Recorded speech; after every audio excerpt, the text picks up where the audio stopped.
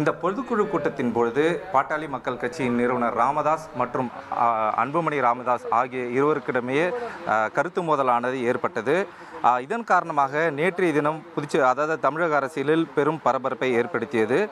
மேலும் நேற்றைய தினம் இருவருக்கும் இடையே கடுமையான இந்த கருத்து மோதல் நடைபெற்று வந்த நிலையில், அதாவது பாமகவின் ஜி.கே. மணி தலைமையில் நேற்றைய தினம் ஒரு குழு அமைத்து அவர்களை சமாதானப்படுத்தும் முயற்சியில் ஈடுபட்டனர். அதன் காரணமாக நேற்றைய தினம் பேச்சுவார்த்தையானது நடைபெற்றது. இந்நிலையில் இன்றைய தினம் திண்டிவனம் அருகே உள்ள தைலாபுரத்தில் சற்று முன்பு பாட்டாளி மக்கள் கட்சியின் நிறுவனர் ராமதாஸை அக்கட்சியின் தலைவர் அன்புமணி ராமதாஸ் சற்று முன்பு அவரை தற்போது சந்தித்து இருவரும் பேசி வருகின்றனர்.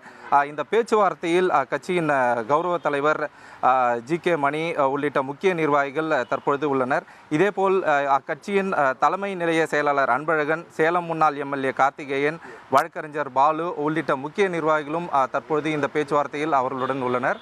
குறிப்பாக கூற வேண்டுமென்றால், இளைஞரணி தலைவர் பதவி முகுந்தனுக்கு வழங்கப்பட்டதற்கு எதிர்ப்பு தெரிவித்ததன் காரணமாகத்தான் இந்த கருத்து வேறுபாடானது தொடர்ச்சியாக நடைபெற்று வந்தது.